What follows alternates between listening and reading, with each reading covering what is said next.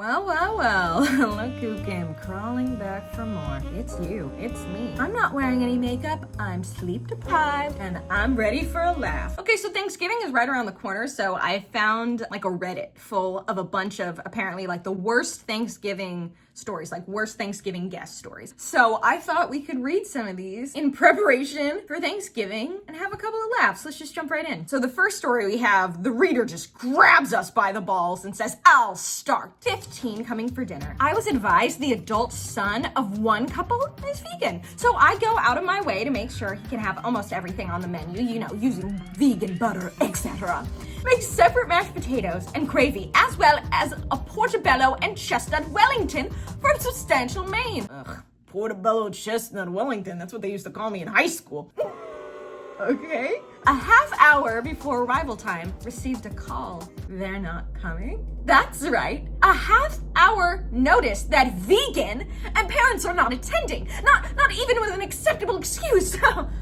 Lovely. And here's the kicker. The parents are invited for Easter a year and a half later. Show up with vegan son, who immediately tucks into the pizza rustica, cheese and meat pie, for those who don't know what pizza rustica is, idiots, and deviled eggs that are out for appetizers. They tell me it was a phase he was going through. Guess who will never receive another invitation? First of all, I know this is a true story, but this would be a great character. I could see this, like, this feels like an Arrested Development character or something. I have a couple of just questions right off the bat. First of all, why for Easter did you have pizza rustica and deviled eggs as your appetizer? I feel like if one of your appetizers is deviled eggs and the other is pizza rustica, you've got to pick. You can't have the pizza rustica right next to the deviled eggs. That doesn't make any sense. That's wrong. That's sick. Also, look, I get it. I have a lot of food allergies. I can't eat dairy. I can't eat bread. So I understand that it's so annoying when it's like you're going to a dinner thing and people like go out of their way to, you know, because sometimes it's way more expensive to buy, you know, vegan butters or this or that. That's annoying. I feel like even though that's annoying, you could refer to the vegan as a person. I like that the vegan son is just vegan. He doesn't even get the title of son anymore. My God, this woman is pissed. That being said, nobody forced this woman to make a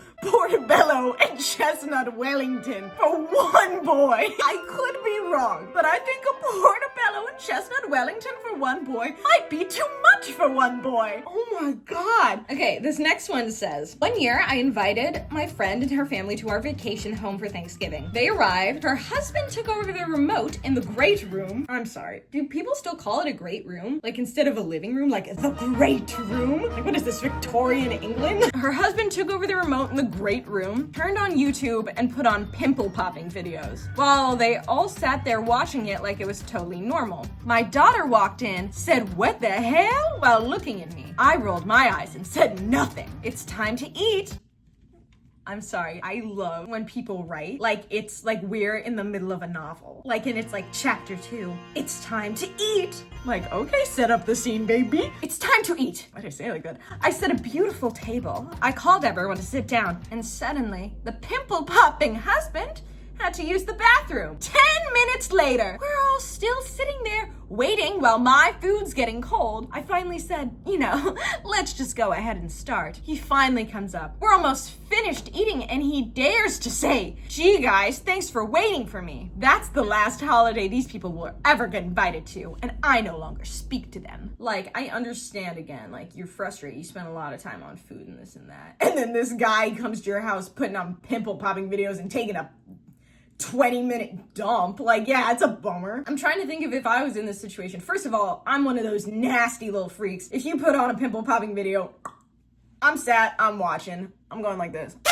So for me, I'm putting myself in the position of this writer. My eyes are glued to the TV if someone comes into my great room and puts on pimple popping videos, mama's there. I will say, if everybody's ready to eat and you know someone's taking a massive dump, I think you didn't need to wait 10 minutes. I think if you know, like probably 5+ minutes in that this, like you get the instinct, like, oh, I think they're taking a big old dump. It feels more embarrassing to sit there in silence for 10 minutes, like not allowed to touch your food, being like, we all know what Jerry's doing in there, don't we? Oh, but we'll wait on him. we'll just wait on Poopy Jerry. Okay, next one. This happened over 20 years ago. Ooh, it's a story with lore. My mom took in all the orphans. I'm gonna stop right there. Okay. There's a lot, way more lore than I thought it would be. Okay, so this happened 20 years ago. My mom took in all the orphans, and we always had a house full for the holidays. My mom's husband had a coworker who didn't have any family nearby, so he invited him over for Thanksgiving. I picked him up because he was on the way for me. He was definitely an older, out-of-touch gentleman. He kept calling me Linda, which is not even close to my name, even after being corrected. My mom and husband's mutual friend is also there. She is French and has an accent, and that's very important. Don't forget that she's French and has an accent, and the writer's name is not Linda. Mom's husband's friend and a mutual friend take an instant disliking to each other. I don't remember what started it, but it ended with him calling her Frenchie and throwing a roll at him. What the fuck? Okay, first question. Where are the orphans? Where'd all the orphans go? They weren't even a part of this story. Also, the way that this is written, I don't know who we're talking about. So you have a house, it's full of orphans, and an old man who thinks your name is Linda no matter what you tell him. Which, like, I get it. My name's Yelena, and people are like, hi, what's your name? I'm like, Yelena, and they're like, Jennifer, sounds good. Like, I get it. It's hard to have names. So you have a house full of orphans, and Linda, who's not Linda, an old man who's just old, and then a French woman. Old man and French woman don't like each other, and then she throws a roll at him because he calls her Frenchie. I'm gonna be for real. I feel like if I saw an old man and a French woman fight, that's a movie. Once again, I'm sorry, I'm set. That or Pimple Popper, I'm there. Like, I want to see that. French people, they've got like that, the qu'est-ce. I took French for a couple of years, which I'm sure you could tell. But like, I think that's a good battle. That's like a Godzilla versus Kong. Like, there's a lot, like an old man who's like, he doesn't even care what your name is. He's gonna keep saying it wrong. And then a French woman who's got, little bread rolls at the ready. That is a scene I'd like to see play out. I feel like if you're gonna throw a bread roll at anyone at this table, maybe throw it to the orphans? Maybe throw a bread roll to the orphans there who, don't have families or food and live in the orphanage. Okay, also, after Thanksgiving, do they just put the orphans back in the orphanage? Is that how that works? If I was an orphan, I'd be like, can I get more stuffing? I'm an orphan. I'm really hungry. It's my first night out of the orphanage. But if I have to go back to the orphanage, throw the bread roll this way. I'll catch it and take it. That was a fun one. Okay, moving on. My friend brought his new girlfriend of 1 week to our house for Thanksgiving weekend. On Thanksgiving morning, they took a 45-minute shower in our only bathroom, during which he ended up impregnating her. There's not enough shower cleaner in the world. What? I gotta know what the top comment on this is. More than the turkey got stuffed. That was good. I wish I would have thought of that joke. That was really good. Oh, that's a pretty bold move. To just go into someone's house that only has one bathroom and be like, fuck it. Literally, fuck it, we're getting in there. We love Thanksgiving, idiots. Like, wow, they really love Thanksgiving. Again, like, when I try to put myself in these situations, I feel like maybe I don't know, I'm not fazed by a lot of stuff. Like, I think if I knew the two people were in the bathroom doing the doo-doo. Okay. The only problem for me is I have to pee all the time. Like, anyone who knows me knows that I'm one of those people, I have to pee every 5 minutes. Doesn't matter if I drink water or not. So I see how, for me, if I know they're in there, like me coming to the door being like, hey guys, sorry to bust in. I just really don't want to get a UTI, so I'd really like to pee anytime soon. I feel like they should name that baby Turkey. Okay. My grandma and her boyfriend came to stay at my parents' house for Thanksgiving. I was also staying there at the time, so the house was full. My grandma invited her friend, who lived 2 hours away, to dinner. No big deal, the more the merrier. Only the problem was she didn't tell anybody until after the meal that she told her friend she could stay overnight at the house, so she didn't have to drive home. A woman we didn't know slept in our living room.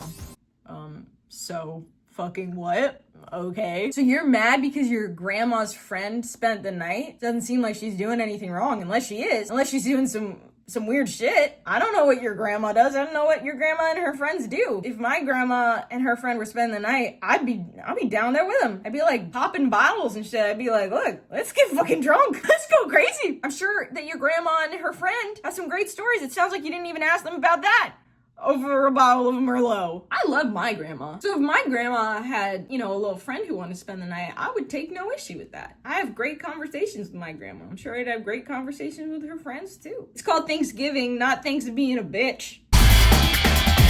Okay, we're gonna do one more. Is that okay? How are you feeling? Are you good right now? I'm feeling pretty good. You're giving me a lot. You're giving me too much. Far too much, Tifa, please. I'm just kidding. It's weird. I'm sitting alone in a room doing this. You know what I mean? I think we should end this with a bang. Do you think we should end this with a bang? I do too. I'm so glad that we talked about this. Wow, we're always on the same page. This one says, I love to cook and had just made a few signature dishes. I was a senior in high school. One was a beautiful hot crab dip that I still make, and this was before charcuterie boards, but I made everyone a small personalized appetizer board. Bro is acting like they invented charcuterie boards before charcuterie boards were invented. Say that. And charcuterie. I feel like I'm immediately pronouncing it wrong. You didn't invent them, dude. Stop it. I put a wedge of brie surrounded by rosemary and cranberries, a jam, other cheeses, meat, and crackers. You didn't invent charcuterie. So this person has made a charcuterie board with a giant thing of like brie cheese in the middle. They've set that up. My grandma from the deep, deep south put the wedge of brie on her plate, and I guess some of the jam. But anyways, she cut a bite and ate it, and shrill screamed, what's a deep, deep south? Oh my God, what in the world? This is the worst cheesecake I've ever eaten. I'd pay money to be in the room where your old, deep south speaking grandma eats a block of brie just thinking it's a cheesecake. Look, I've seen a cheesecake. I've seen a piece of brie. I think a cheesecake is maybe in color they have similarities. I think by the time you touch it, you look inside it, you go, that's probably not cake. Oh my God, that would be such a good episode of Is It Cake? Is it cake or is it just a brie? Giant fucking piece of brie cheese. My deep south grandma doesn't fucking know. I would have paid so much money to be in that room and just watch this old woman just eat that piece of brie as if it was cheesecake. How much did she eat until she figured it out? Why didn't anyone stop her when she took the entire thing of brie? You're talking about how you invented charcuterie boards. You see your grandma take like the main event of it and just put it on her plate, and you don't say anything? You just say, I guess all my charcuterie artwork is done now. Grandma's gonna take the entire wheel of cheese. I love brie cheese. In case you're wondering what kind of stuff I like brie. I also can't eat it. I'm severely lactose intolerant, but I will. I'll pop a Lactaid, baby. I'm not afraid. Anyways, that was that. I have so much fun doing these. I really do feel like, I don't know, it makes my day. I feel like we're hanging out. Even, it's like, yeah, it's nice. I like it. I hope you like it too. And yeah, you can always leave me a little comment or DM me about what you want to see next or anything like that. But I really do love you guys so much. So I hope you're all doing well, and I'll see you in the next video.